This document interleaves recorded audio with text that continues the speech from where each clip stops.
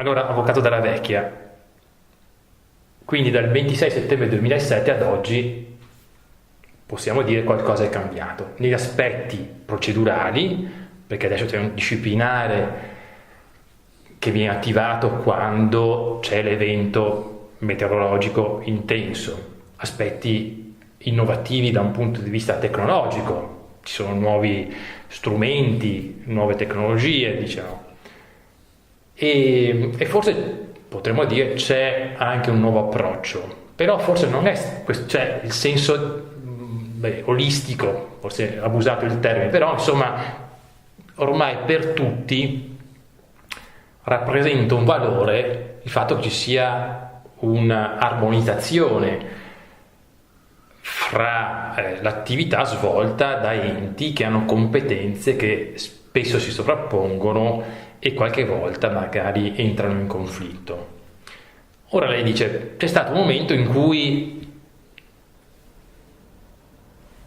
c'è stata una svolta, quando si è sentito il bisogno, nell'urgenza di istituire la figura del commissario. Ma il commissario rappresenta, come dire, una deriva autoritaria, mentre la partecipazione, no, l'idea di avere una gestione condivisa del territorio nasce da un'idea diversa, che potremmo dire che non è quella emergenziale, ma è quella della prevenzione. Perché adesso, che pure diciamo così siamo in tempi non emergenziali, ecco, non si insiste secondo lei su un'idea di un processo partecipativo come quello dei contatti di fiume? Qui il contatto di fiume è stato attivato, ma perché poi si è sfilacciato? Non arriviamo mai a pensare che invece è in questi momenti che dobbiamo fare prevenzione e fare un coordinamento? Perché è sicuramente più difficile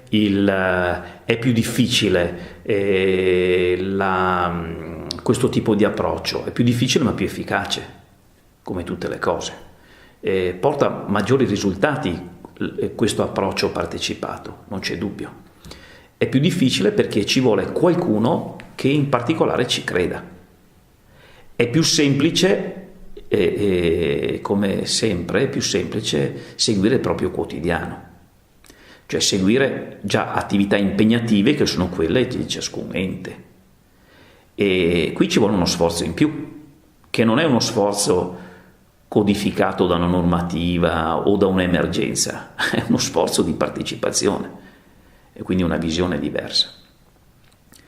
E quindi quando mi riferisco alla figura del commissario, mi riferisco a una figura di commissario atipico che abbiamo avuto nel momento dell'evento alluvionale. Nel senso, è stato nominato un commissario straordinario per gli eventi alluvionali che doveva accelerare i progetti, quindi fare anche impegni di spesa importanti, avere una visione generale, diciamo, sul territorio per superare alcune criticità che abbiamo abbondantemente esaminato, e fu individuato nella persona del dottor Mariano Carraro.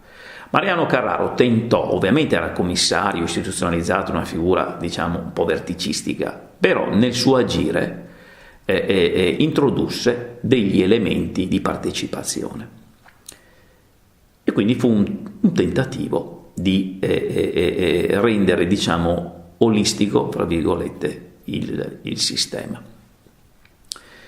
I contratti di fiume hanno invece dato un significato importante al corso d'acqua, ai corsi d'acqua, perché sono degli strumenti importantissimi, strumenti in cui si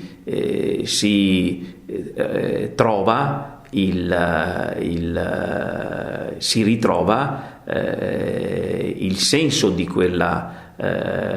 una realtà che magari è dimenticata, perché tutti gli attori che direttamente e indirettamente convivono con il corso d'acqua si confrontano e quindi vengono meno a volte proprio nel confronto anche dei pregiudizi o delle false anche idee o falsi preconcetti che si superano proprio con il dialogo. ma anche nei contratti di fiume. I contratti di fiume che funzionano sono quelli in cui tutti gli attori credono allo strumento, non fanno finta di credere, perché ci sono due approcci: l'approccio di chi fa finta di credere ad uno strumento e chi ci crede veramente, come quando si va in classe, quando si era alle scuole medie o le scuole superiori, in cui magari si faceva finta di seguire la lezione o si seguiva la lezione. Se io faccio finta di seguire una lezione non imparo nulla, se seguo la lezione sicuramente qualcosa imparo. E nel contratto di fiume, i contratti di fiume che vanno avanti sono quelli in cui tutti gli attori credono nello strumento, e in particolare tutti gli attori, proprio perché credono nello strumento, delegano alla funzione di coordinamento a colui che ritengono abbia le qualità o l'autorevolezza, o comunque quelle capacità di tenere tutto il gruppo unito su un modello di lavoro, su un piano di lavoro. La differenza sta solo qui, nel credere in uno strumento o far finta di credere in uno strumento.